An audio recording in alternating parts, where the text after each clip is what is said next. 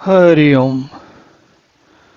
हम लोग श्री रामचरितमानस में अयोध्या कांड देख रहे हैं और इसमें अभी महाराज दशरथ और कैकेयी महारानी कैकेयी के बीच में वार्तालाप चल रहा है।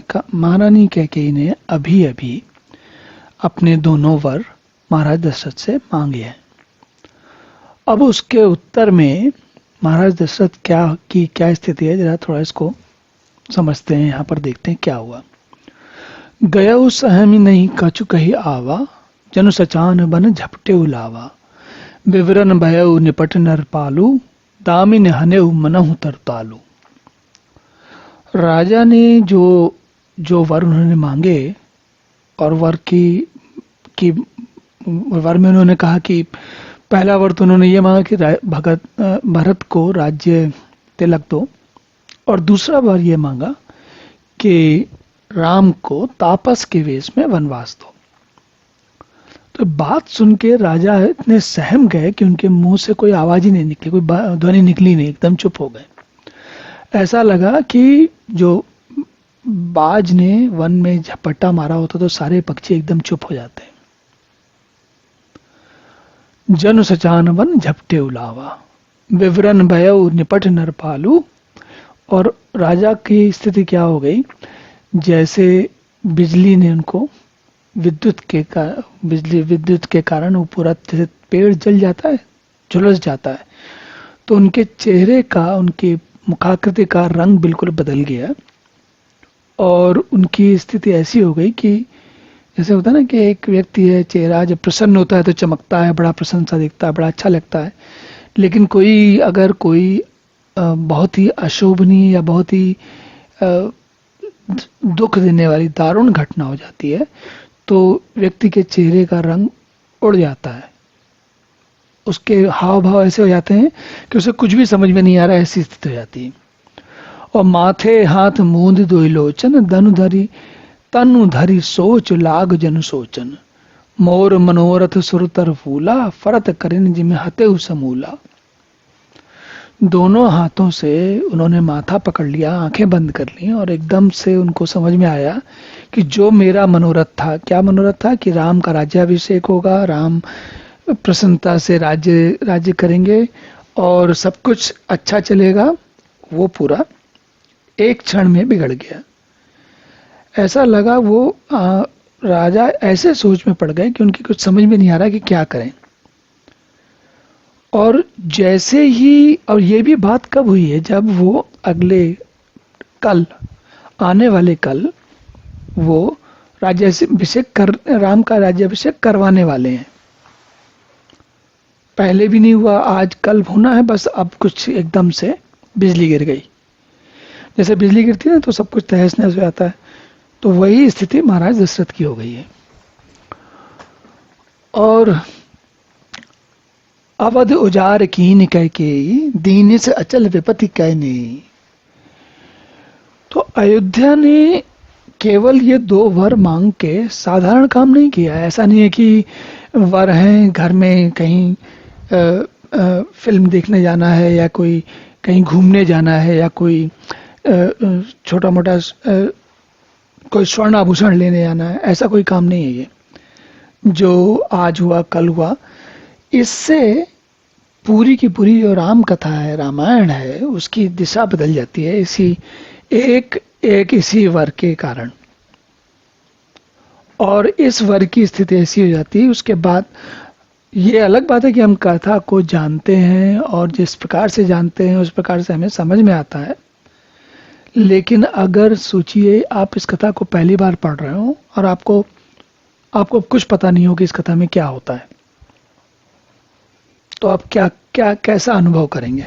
और आपको पता भी नहीं है कि राम की कथा क्या थी और क्या होना था।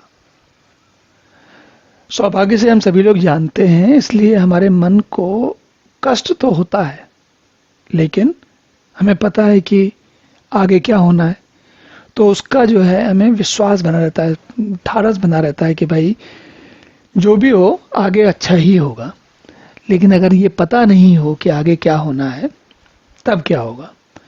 तो तुलसी कहते हैं, गोस्वामी तुलसीदास जी कहते हैं कि कैकेयी ने अयोध्या को उजाड़ दिया, उजाड़ कर दिया और विपत्ति की अचल सुदृढ़ नींव डाल दी। मतलब क्या हुआ, ऐसी सुदृढ़ नींव, ऐसी मजबूत नींव डाली है विपत्ति की कि अब विपत्ति का घर हमेशा बना रहेगा, वहां पर बहुत लंबे काल तक बना रहेगा, दीर्घ काल तक बना रहेगा। और हमारे समय आज तो ये हो नहीं रहा, जब हुआ तो 14 वर्ष का वनवास, पूरा जीवन बदल जाता है 14 वर्ष में। तो ऐसा एक दो हफ्ते, महीने, साल, जैसे आज के समय में हम लोग कहते हैं ना आजीवन कारावास, ये वही है। तो जीवन उसके बाद, अब आगे जीवन वैसा नहीं रहेगा, ये निश्चित है, इसमें कोई कह नहीं सकता, कोई सोच भी नहीं सकता कि इसमें कोई कमी होने वाली है। और कवने अवसर का भयऊ गयऊ नारी विश्वास, जोग सिद्ध फल समय जिमि जते है अविद्यानाश। राजा सोच रहे हैं किस अवसर पर क्या होगा, कितना सुंदर अवसर आ रहा था, और स्त्री का विश्वास करके मैं मारा गया। जैसे योगी की सिद्धि रूप मिलने से, फल मिलने से के समय योगी को अविद्या, अगर कोई योगी अपनी योग सिद्धि में लगा हुआ है और जैसे ही वो बिल्कुल पहुंचने वाला हो, सिद्धि मिलने वाली हो, उसके पहले उसका मन भटक जाए, कोई ऐसी अविद्या हो जाए, तो क्या होता है, सारी सिद्धि, सारा प्रयास, सारा श्रम, सारी जो चेष्टाएं हैं वो एक क्षण में नाश हो जाता है उनका। और ए विद राव मन ही मन झांका, देख कुभाति कुमति मन माका, भरत की राउर पूत न होहि, आने हु मोल बिसाही की मोही। अब राजा तो मन ही मन खींच रहे हैं और वो कुछ बोल नहीं पा रहे, चुप रह रहे हैं। लेकिन कैकेयी को की स्थिति क्या है कि उनके तरफ से तो जो बाण चलना था चल चुका है, अब वो वापस तो नहीं हो सकती, तो क्या करेंगी। कहती हैं कैकेयी, राजा का ऐसा बुरा हाल देख के दुर्बुद्धि कैकेयी के मन में, देखी कुभाति कुमति मन माखा, जो उनकी बुद्धि में कुमति आई हुई थी, उसको देख के वो और उनकी चेष्टा, उस कुमति के कारण चेष्टा और भी गड़बड़ हो गई, और मन में उनको बहुत क्रोध आया कि देखो अभी तक जो मुझे कहा था सब झूठ कहा था। अब ये बात संभवतः जीवन में कई बार लोगों को सुनने को मिलती होगी। और उसके आगे कहती हैं, क्या भरत आपके पुत्र नहीं, भरत के राउर पूत न होई, आने हो मोल बसाए की मोही, क्या मुझे मोल खरीद के लाए थे, मतलब मुझसे विवाह नहीं किया मुझसे, मैं दासी तो हूं नहीं, मैं रानी हूं। और जो सुने सरो अस लाग तुम्हारे, काहे न बोलो बचन समारे, और देव उतर अनुकरह कि नाही, सत्य संध तुम रघुकुल माही। अब देखिए उनका जो कैकेयी का क्रोध है या उनका जो चेष्टा है उनकी ऐसी हो गई, उनका मन बहुत व्यग्र हो गया है। क्या कहती हैं, कहती हैं मेरा वचन सुनते आपको बाण लग गया, तीर लग गया बिल्कुल एकदम। पहले आप सोच समझ के बात क्यों कहते नहीं हो, ऐसे कैसे कह देते हो कि जो मन में आया कह दिया, जब कर नहीं सकते थे तो क्यों किया। कहते हैं उत्तर दीजिए, हाँ कीजिए, कहिए करना है कि नहीं करना है, और नहीं तो ना करिए। और वैसे तो आप रघुवंश में बहुत सत्य वाले बड़े प्रसिद्ध हैं, इतने प्रसिद्ध हैं कि रघुकुल रीत सदा चल जाए, प्राण जाए पर वचन न जाए। अब कहाँ गया वो वचन, क्या हुआ उस वचन का। तो कैकेयी का क्रोध या रोष स्वाभाविक है, क्योंकि उन्होंने जो सोचा मन में वो उनका काम नहीं हो रहा। लेकिन और उनका जो आवेग है, मतलब जैसे होता है ना कि भाई कहा था, जैसे होता है कि ऐसी स्थिति कब होती है, जब मन में किसी के कोई आशंका होती है कि मेरा काम पता नहीं होगा कि नहीं होगा। अब राजा जैसे ही सोचने लगे, उनको लगा तुरंत कि अब ये तो काम होने वाला नहीं है। और अब ये स्थिति, मन स्थिति एक ऐसी होती है कि जो आपकी सोचने समझने की शक्ति को बिल्कुल बंद कर देती है। अगर किसी के मन में ऐसा भाव ना हो कि पता नहीं मेरा काम होगा कि नहीं होगा, तो उसको व्यग्रता नहीं होती इतनी।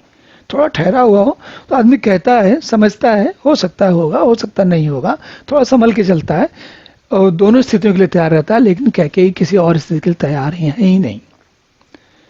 और क्यों नहीं है भाई, हमने देखा पिछली बार, कुछ हाल के पीछे कौन है, मंत्रा है, मंत्रा के पीछे सरस्वती, सरस्वती जी के पीछे देवता है, और देवता के पीछे राक्षस रावण है।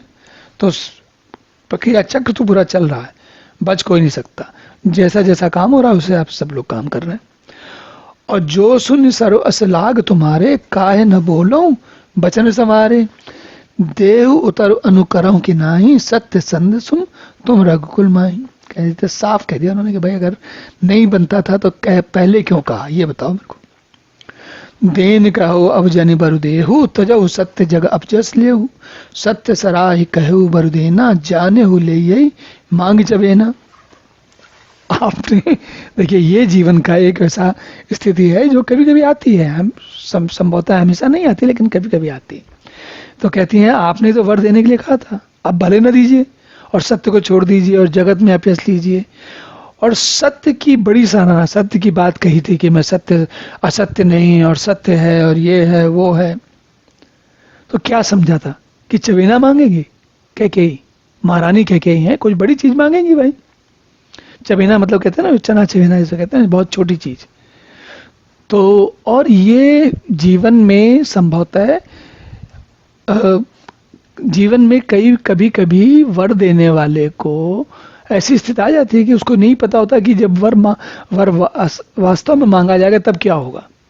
और ये महाराज दशरथ की बात नहीं है, हम अपने जीवन में, इस जीवन में, मनुष्य के जीवन में ये बात बार बार दिखती है। और शायद इसीलिए तुलसी जी इस भाव में हमको बता रहे हैं, क्योंकि मनुष्यों की दुनिया में होता ही कुछ ऐसा है काम है। तो कहते हैं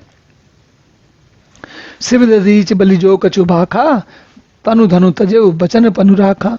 अति कटु बचन कहत कैकेयी, मानहु लोन जरे पर दे। अब वो कैकेयी अपनी बात बनाने के लिए या संभालने के लिए या उसका पक्ष को मजबूत करने के लिए, स्थिर करने के लिए क्या कह रही हैं। कहते हैं शिव राजा शिव दधीच और बलि ने जिसने जो कुछ कहा उसने किया, शरीर धन त्याग करके सब कुछ छोड़ के किया, अपने वचन की प्रतिज्ञा को निभाया, उन्होंने छोड़ा नहीं किसी हालत में भी। कैकेयी अति कटु वचन कहत कैकेयी, मानहु लोन जरे पर देही। ऐसा लग रहा है कि जले हुए पे नमक डाल रही हूं। और कैकेयी बहुत ही कड़वे वचन कह रही हैं। और इसीलिए इसी कारण से कैकेयी का जो नाम है वो सदा के लिए याद रखा जाता है कि भाई कैकेयी ने ऐसा काम किया। ये एक अलग बात है, कैकेयी का नाम सबसे अधिक आता है संभवतः, और इतिहास में, जीवन में, आज के जीवन में, पहले के जीवन में कई बार ऐसी स्थितियां हुई होंगी जब लोगों ने एक दूसरे के लिए कुछ ऐसा कुछ कहा होगा जिससे कि वो जीवन पूरा का पूरा बिगड़ जाए। लेकिन नाम तो कैकेयी का है भाई, और इतना अधिक नाम है कि पूछो। और लेकिन ये स्थिति जीवन के कई वसंत जिन्होंने देखे होते हैं उनको इस प्रकार की स्थिति लगभग देखी ही हुई होती है, होता है। कभी पति पत्नी के बीच में होता है, कभी कहीं और होता है, लेकिन होता है। क्या होता है, कहीं आपने किसी को कोई वरदान या वर या कोई कह दिया कि हम आपका काम करेंगे, और जब वो उपस्थित होता है तब फिर बहुत ही ज्यादा असमंजस की स्थिति होती है, बहुत ही कठिनाई की स्थिति आ जाती है। तो चलिए अब यहीं रुकते हैं, अगले सत्र में पुनः मिलेंगे, तब देखते हैं कि आगे क्या कथा चलती है। तब तक के लिए हरि ओम।